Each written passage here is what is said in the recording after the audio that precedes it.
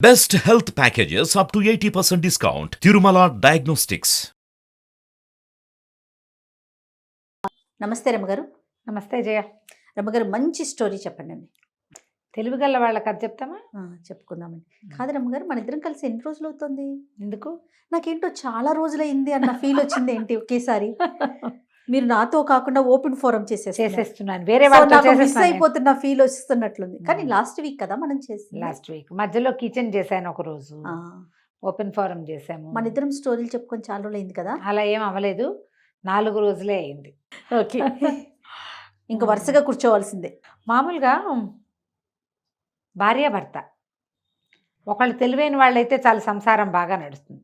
ఇద్దరు తెలివైన వాళ్ళైతే ఒడ్డు తెచ్చిపోతూ ఉంటారు మరే కదా. మరి ఒక తెలివి తక్కువగా ఉందనుకో పిల్ల, తెలివైన వాడికి ఇస్తే వాడు లాగేస్తాడు.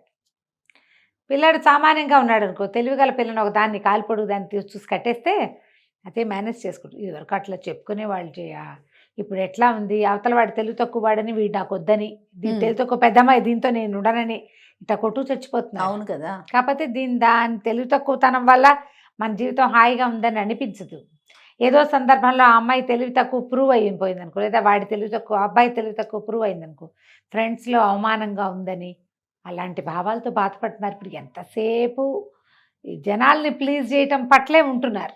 అంటే భార్యకేమో భర్త తెలివిగా ఉండాలి, భర్తకేమో భార్య ఇంకా తెలివిగా ఉండాలి, అట్లా కోరుకుంటున్నారంటారా? కోరుకుంటున్నారు, కొట్టు చచ్చిపోతున్నారు. చచ్చిపోతున్నారు. అందుకేగా అతన్ని మించిన వాడు ఆచంట మల్లన్నని, ఒకళ్ళని మించిన వాళ్ళు ఒకళ్ళయ్యి చివరి కొట్టు చచ్చి నువ్వు ఏకంటే నేను మేకని, ఎతంటే ప్రతని చివరికి కొట్టుకుంటున్నారు.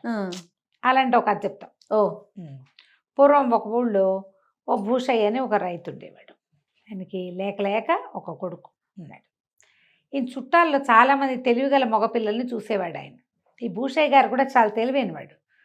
ఆయనకి ఏమనిపించేది, పిల్లాన్ని తెలివిగా పెంచాలి. ఎట్లా పెంచుతాం, వాడికి ఉండాలి కొంత, అంతేగాని ఆయన ఇలా భావించేవాడు. పిల్లాన్ని అల్లారు ముద్దగా ఎంతో చక్కగా బుద్ధిమంతుడిగా పెంచారు. బుద్ధి అయితే ఉంది, కానీ రోజులు గడుస్తూ ఉన్న కొద్దికి పిల్లాడంత తెలివిగా లేడు వీడు అని ఆయనకి తెలియటం మొదలుపెట్టింది. తెలుస్తోంది తండ్రికి.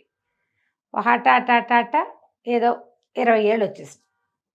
20 ఏళ్ళు వస్తే, ఏమిట్రా అబ్బాయి, నేను ఎంతో తెలివిగా పెంచుతా అనుకున్నాను, నీ తెలివి పెరిగినట్లేదు, తరిగిపోయినట్టుంది అన్నాడు. అనేసరికల్లా కొడుకు మాత్రం తను చాలా తెలివిగల వాడిని చాలా గట్టిగా నమ్మేవాడు.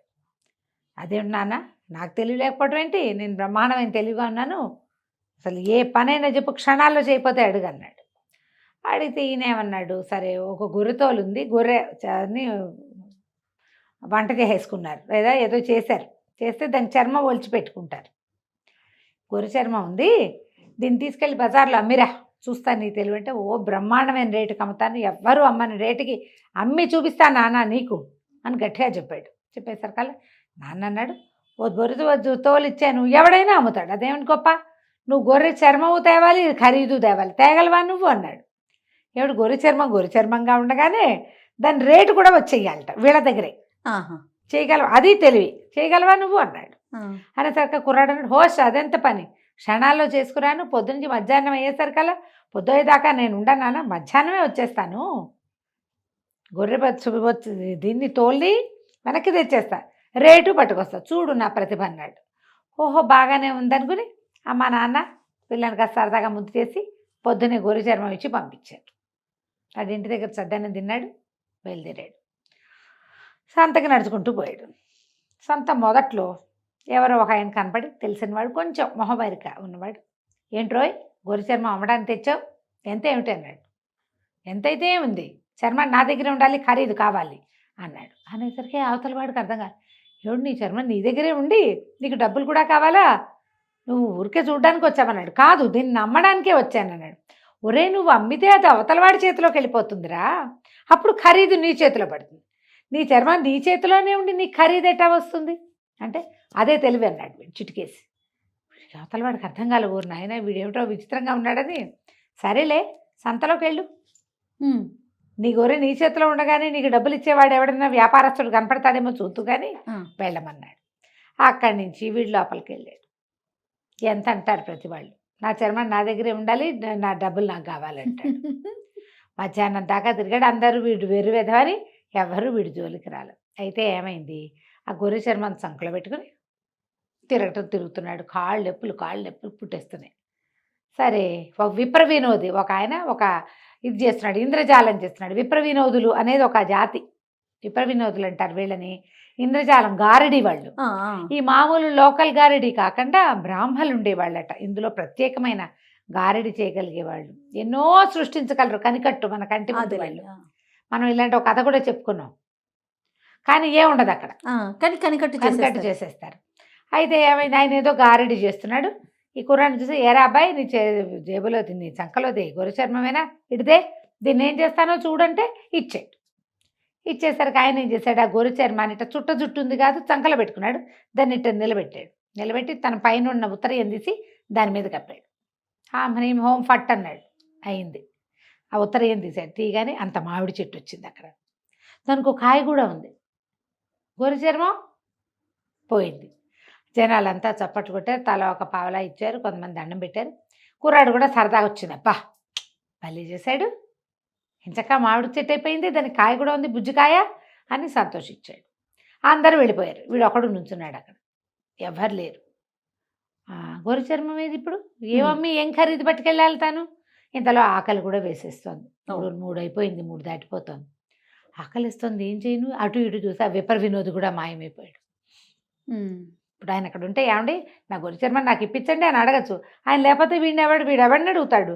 ఇక అటు ఇటు చూశాడు, దిక్కులు చూశాడు, ఏ పక్కకు చూసినా అతను కనపడలే. సరే ఆకలి ప్రాణం పోతుంది. ఈ చెట్టుకున్న మామిడికాయ కొంచెం దూరంగా ఉంది, పలకమారింది. ఆ కాయ అయినా తిందామని దాన్ని ఇట్ట పుచ్చుకోగానే గొర్రె చర్మం చేతిలోకి వచ్చింది. వీడు ముట్టుకునేసరికి మారిపోయింది. ముట్టుకోకముందే కనికట్టు, ముట్టుకుంటే ఏముండదు. సరే అమ్మయ్య దొరికింది, సరే ఇది అని చెప్పి దాన్ని చంకలో పెట్టుకున్నాడు. ఆకలి ప్రాణం పోతుంది. ఎక్కడో నీళ్లున్నాయి, తాగుదామా అనుకున్నాడు. దీన్ని ఎట్టా అమ్మాలో తెలియలే. ఇక సంతలో నుంచి జనాలంతా 4 అవుతుంటే వెళ్ళిపోవటం మొదలెట్టారు. దూర ప్రాంతాల వాళ్ళు ఉంటారుగా, తాను అమ్మలేనని అర్థమైపోయింది.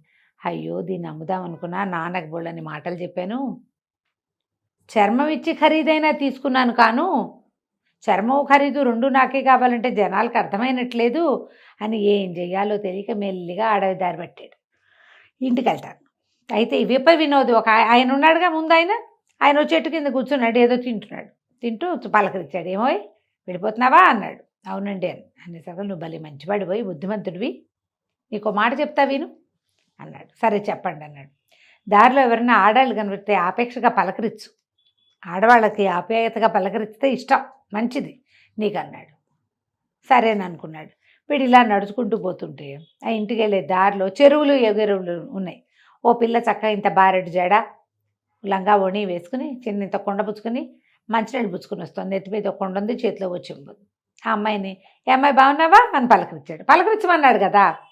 చాలా బాగున్నాను, అంతా కుశలమే, మీరంతా కుశలమేనా, మీదే ఊరు అని అడిగింది అమ్మాయి.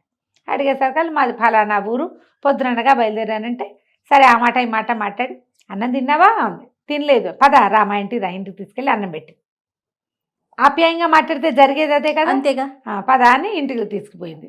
ఆ వెనకాల అరుగు మీద అరిటాకేసి అన్నం పెట్టింది. అన్నం పెట్టాక, అసలు ఎందుకు బయలుదేరావు ఏమిటి అంటే, అబ్బాయి చెప్పాడు, ఏం చేయను, మా నాన్న ఈ చర్మం తీసుకెళ్ళి అమ్మన్నాడు, చర్మము నీ దగ్గరే ఉండాలి, ఖరీదు చేతిలో పడాలన్నాడు, అదే తెలివి అన్నాడు. తెలివిగా అమ్ముదామని ఎంత ప్రయత్నించినా కుదరలేదు. మధ్యలో విప్ర వినోద్ ఒకడు దొగలేడు, ఆయనేమో మామిడి చెట్టుగా మార్చాడు అని కథ అంతా చెప్పాడు. ఆ అమ్మాయి ఏం చేసింది, ఏదో దిడిదే అని వీడు అన్నం తింటుంటే పక్కన పెట్టిన దాన్ని చేతికి అందించాడు. దాన్ని మొత్తం చూసింది. ఉండు నీకు ఖరీదు కూడా వచ్చే మార్గం చెప్తా అని లోపలికి వెళ్ళి కత్తెర పుచ్చుకొచ్చింది. వీడు అన్నం తిని చేయి గడుక్కుని మళ్ళీ వచ్చేసరికి చక్కగా శ్రద్ధగా బొచ్చంతా దగ్గరగా కత్తిరిచ్చేసి, బొచ్చంతా ఒక పెద్ద సంచిలో పోసి బొచ్చుకి ఖరీదు ఇచ్చేసి, గొర్రె బొచ్చుతోటి ఏం చేస్తారు, కంబళ్ళు అవి నేస్తారు. అవును, అది ముదురు రంగు గొర్రె. బొచ్చు మొత్తం కత్తిరిచ్చేసింది, చర్మం ఉండిపోయింది. నీకు అర్థమైందా, చర్మం మీద ఉంటుంది బొచ్చు, క్లోజ్ గా కత్తిరించేది. అలాగే కదా గొర్రెలకి షేవింగ్ చేసి కంబళ్ళు ఉన్ని చేస్తారు, ఊళ్ళు తీస్తారు కదా వాటి నుంచి, స్వెటర్లకి వాటికి. ఆ ఊళ్ళలో ఏముంది, కంబళ్ళు నేసేవాళ్ళు, దాంతో దారం చేసి మొత్తం చేసింది. అక్కడి నుంచి ఉన్ని రేట్ ఇచ్చేసింది. ఈ చర్మం చుట్టి చంకలు పెట్టి పట్టుకెళ్ళి మీ ఇంటికి అని. ఆశ్చర్యపడి, ఊరిని డబ్బులు వచ్చేసాయి, అంతే, చర్మం చంకలో ఉంది. నడుచుకుంటూ ఇంటికి వెళ్ళాడు. ఇంటికెళ్ళి, నాన్న ఇదిగో గొర్రె ఖరీదు, గొర్రె చర్మం ఖరీదు, ఇదిగో నీ చర్మం అన్నాడు. నాన్న ఆశ్చర్యపడు, ఊరిని భలేగా అమ్మావురా, నిజం చెప్పు, ఎవరు చెప్పారు నీకు అన్నాడు. అనగానే వీడు చెప్పాడు, ఫలానా చెరువు వచ్చే దారిలో ఒక చెరువు ఉంది కదా, చెరువు దగ్గర ఒక పిల్ల ఉంది, వాళ్ళది పాతబావి దగ్గర ఇల్లు, వాళ్ళ ఇంటికి వెళ్ళా, ఆ అమ్మాయి ఈ ఐడియా చెప్పింది, బొచ్చంతా గత్తిరిచ్చేసింది, మరి బొచ్చు రేటు ఇచ్చేసింది, వాళ్ళేమో దాన్ని గొర్రెబొచ్చుతోటి కంబళ్ళు నేయిస్తట వాళ్ళ నాన్న.